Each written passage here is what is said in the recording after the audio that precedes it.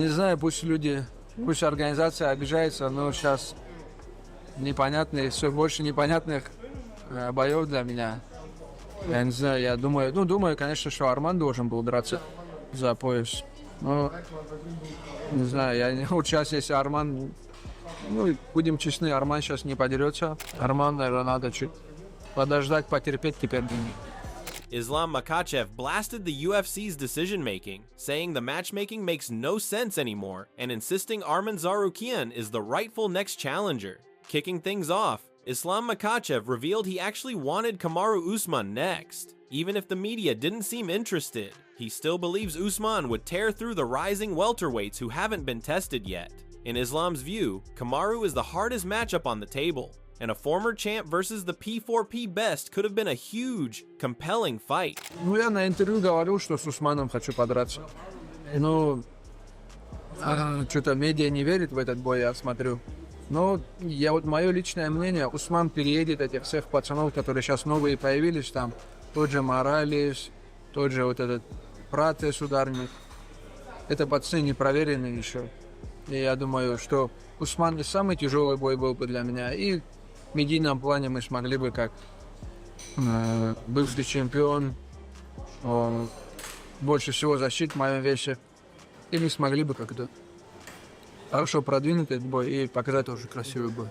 Next, he pointed to Buckley versus Usman, saying Buckley was being pushed as a one contender until Usman dominated him, and everyone instantly moved on. If Buckley won, he'd be next for the title. Islam said the division is full of moving pieces, but he's not bothered by it. He'll face whoever the UFC chooses, confident he'll be holding the belt for a long time. И сейчас тоже на данный момент Баркли, если я не ошибаюсь, был один из претендентов. Баркли. Был один из претендентов. Усман просто его разобрал. И уже забыли Бакли. Если Бакли выиграл бы, все, он был бы 100% номер один претендентом. Вариантов много. Если честно, на мой вес сейчас как-то ожил welterweight. Я думаю, сейчас вариантов очень много. Посмотрим, я вообще, мне без разницы. И все должны предложить скоро. Я сказал, если им бы не было без разницы, потому что я чувствую, что я смогу долго в этом весе себя пояс сохранить и себя там комфортно чувствовать. Islam admitted the UFC might not like hearing it, but the matchmaking lately leaves him confused, especially because he believes Arman should have been next in line for the title. He said the reality is tough. Whoever wins Paddy versus Gaethje will likely fight Ilya, meaning Arman sits out another year. Islam empathized, saying he also went through a long stretch of waiting before his own shot. His advice for Arman was simple: stay patient, the opportunity will come. Не знаю, пусть организация обижается, но сейчас все больше непонятных боев для меня. Я не знаю, я думаю, конечно, что Арман должен был драться за пояс. Но, не знаю, вот сейчас, если Арман, будем честны, Арман сейчас не подерется. Подерется Пимблет с Гейджи, кто бы из них не выиграл, подерутся с Тапурией. Это еще год должен Арман выставить. Не знаю, тяжелое, конечно. Но у меня тоже было так же в карьере. Я 10 боев провел, чтобы добраться до пояса. 10 победных боев. Арман, наверное, надо чуть подождать, потерпеть теперь. Islam also discussed why Khabib said he wouldn't want him fighting at a White House event, explaining it's all about distractions. Khabib already avoids Abu Dhabi for the same reason. Islam said even Australia came with unexpected issues, so Khabib simply wants the team competing in environments where they can stay fully locked in. Иногда бывает, говорит, что в Абу-Даби тоже особо не хотел бы, потому что бывает отвлекающих факторов очень много. Именно в Абу-Даби, может быть, да, в Белом доме то же самое. Первый турнир, мы не знаем так, что подойдет, но мы уже на таком уровне, что мы должны заранее все спланировать, все, что, например, тот же бой мой в Австралии, много чего пришлось сделать по ходу боя, много там моментов было, которые впервые в жизни мы столкнулись, и из-за этого был такой тяжелый бой. Из-за этого, может, и Хаиб говорит, что не знаем, как что будет. И особо не хочет там что. Moving on to Chael Sonnen, he said the welterweight division is pure murderer's row, and Buckley being ranked no buck 8 proves how deep it is. He noted Morales might be next, Brady shouldn't need a long road back, and Ian Gary can't be ignored. Bilal still matters, and Shavkat remains unbeaten and barely touched. In Chael's words, 170 is chaos. 170. There's really no weight class like it. I was just staring at the rankings. It is murderer's row. Joaquin Buckley was ranked number 8. Number 8. So, I mean, just think about that in perspective for how deep and difficult that division will be. I mean, there's talk about Morales is going to be next. I don't disagree with that. I don't want Sean Brady to have a big, long road back. I want him to be able to have one match and he gets it right. Ian Gary can't go around and be denied. We can't act like Lal doesn't still matter. We can't act like Shavkat Rakhmonov isn't completely undefeated and has only lost one round of his life. While breaking down whether Kamaru Usman is truly Islam's toughest matchup, Chael argued it makes no sense to treat Usman's legacy like a disadvantage. If Kamaru had retired and returned, everyone would assume he's getting an immediate title shot, no questions asked. So why should staying active suddenly count against him? To Chael, Usman is still the right man for that challenge. Kamaru Usman, world champion. Kamaru Usman, dominant career. Had Kamaru Usman retired, and all of a sudden we read that he's re-entered the pool, and Kamaru Usman's back in the sport, there wouldn't even be a discussion. We would know that he's fighting for the title. So we're now going to punish him because he didn't leave? We're going to act like all those world championships and all that great stuff and all those laurels work against him? That doesn't sound right to me. That doesn't sound right.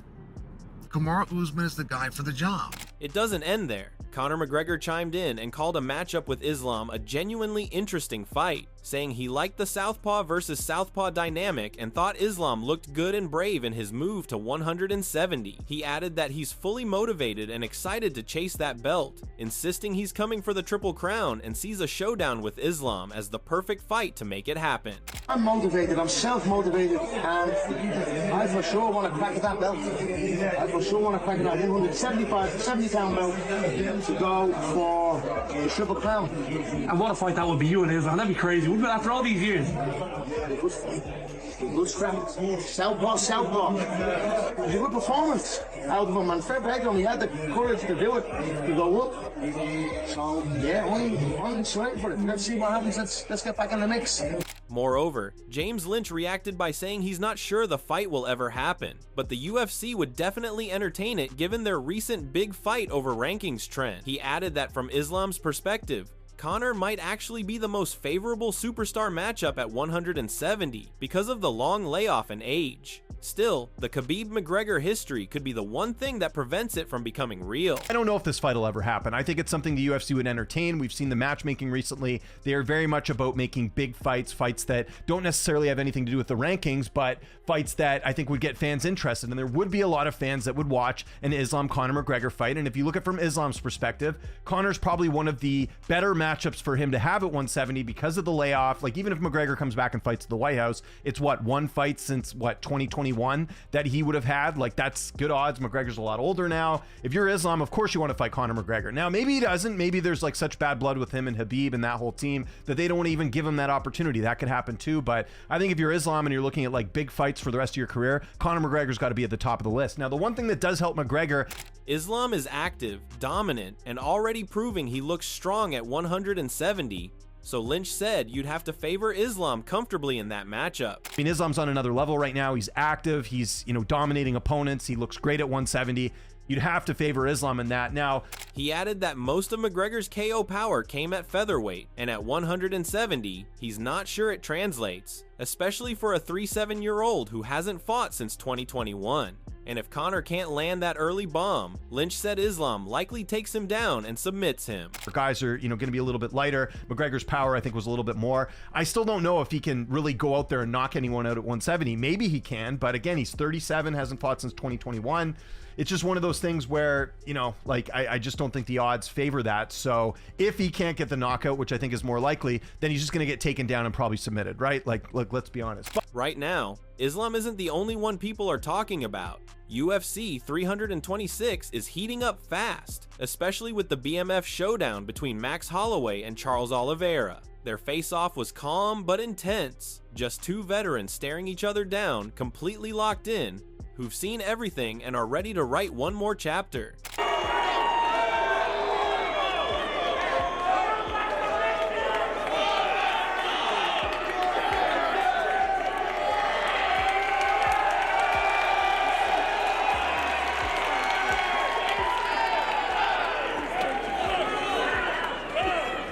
Moving on to Max Holloway himself, he didn't hesitate when asked if this might be the most BMF-worthy fight yet. He said, absolutely. He admitted he's genuinely excited for this one. For Max, there's unfinished business dating back 11 years, as it ended strangely. Now he finally gets the chance to settle it once and for all. The most BMF-worthy fight we've had yet.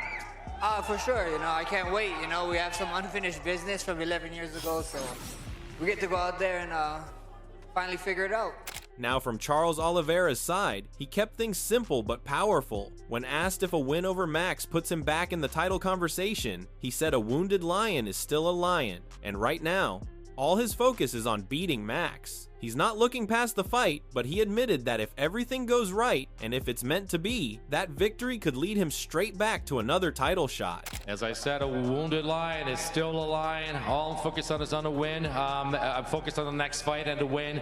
All I want now is to fight Max Holloway and get a fight. And if God willing, if that's his wish, I'm gonna get a shot at the title after getting him. Additionally, Max was asked who had evolved more since their first meeting, and he kept it honest. He said Charles has always been known for his jiu-jitsu, but now he's added sharp, dangerous striking to his game, something fans can clearly see. Max noted that because he isn't out there submitting people, most casual viewers will probably say Oliveira has shown more visible growth. And in Max's eyes, that's a fair assessment. Charles is always known as a jiu-jitsu guy, and he's still being that jiu-jitsu guy. I mean, he did get his striking better.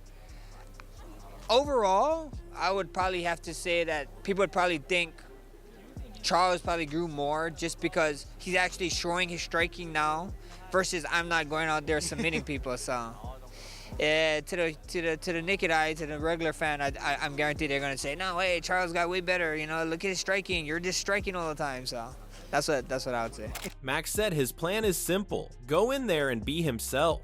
If he can find Charles early and start landing clean, he feels the fight can swing heavily in his favor. He joked that adding another big chunk to his significant strikeout total would be a perfect outcome. For Max, it's all about showing up, touching Oliveira, and making it a great night for his legacy. I mean, I go out there, I fight my fight. What I usually do is be myself, man. If I can find him, if I can touch him up, I feel like it can be a really good night for me. If I can add to the significant strike total, that'd be awesome for me, for my career, and Moving on, Josh Thompson said this matchup makes perfect sense because Charles Oliveira has earned every opportunity the UFC has given him. He pointed out how Charles was great at 145, struggled with the cut, then moved up and became champion at 155. That's why he's genuinely excited to see what Oliveira can still do now. Oh, I think this is the perfect matchup.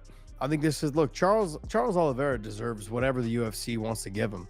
I mean, he was so good at 145, but the weight cut was killing him. Came up, became champion at 155, and he's done, I think, everything the UFC has asked of him. And I'm looking forward to what he can do next. He's not old by any means, but it's hard to stay relevant in this division. So 155, 170, 155, 145 are the three, and 35 now has really kind of made its way. These are very tough divisions, man.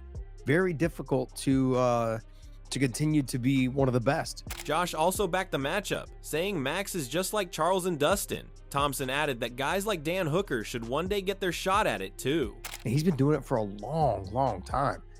Max, I think they're doing this, with Max because look, Max is another guy. Like, he's like a Charles Oliveira and a Dustin Poirier. Like, he lays it on the line every single time. He does everything that he possibly can to keep the UFC happy.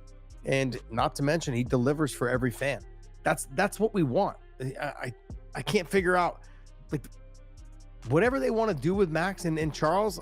You got to give them the respect. I love everything about this fight, and everyone. And I know that there's always people like, oh, this is a fake belt. This is it. No, man, this is the belt to show respect to all the ones that have come through, the fucking OGs, the ones that really deliver fights for us. I mean, I wouldn't be surprised. Dan Hooker deserves a shot at this belt. Moving over, MMA Guru roasted the UFC for ruining their own surprise, playing the Oliveira versus Holloway promo before the presser. He said it felt like nobody behind the scenes thought it through, even though he actually likes the idea when it's done right. Is there no brain behind the scenes at the UFC? I'm going off on this again. Is there no one with a brain behind the scenes at the UFC? To think, hey, maybe we shouldn't do a promo for it in front of the whole live stream and everyone at the weigh-in so that it's already announced when we're trying to do this mysterious thing. No one with a brain works at that company. They tried it, and it is a fun, and I like that they're trying it. I like that they're doing some things like that, and I'd love to see that more in the future when we do these press conferences. Guru said the surprise announcement idea is great. They just shouldn't ruin it by rolling the promo first. He likes the Oliveira-Holloway matchup and the whole card overall, even if these aren't the pound-for-pound dream fights people expected. He said the lineup is still packed with fun, action-heavy matchups. Give us a little surprise announcement, but don't play it on the promo before. But I liked that aspect. I liked that fight. And I'm looking, none of these fights are like pound for pound best on pound for pound best like we thought they were going to be, but they're all really fun fights. Next, MMA Joey didn't hold back, calling Max Holloway versus Charles Oliveira a great matchup, but nowhere near worthy of headlining UFC 326. He blasted the BMF belt as a fake WWE-style title and pointed out the real issue: both guys were recently knocked out by Ilia Topuria. In his eyes, that makes this main event feel even harder to justify. Joey tweeted, "Max Holloway versus Charles Oliveira is a good fight, but should not be headlining UFC 326. They're already fighting for a fake-ass WWE-style BMF title, and what makes it even worse is they both were recently KO'd by Topuria." Islam's next opponent has everyone guessing, and the debates aren't slowing down. At the same time, UFC 326 is exploding with hype thanks to Max versus Charles. Fans are fired up for whatever's coming next.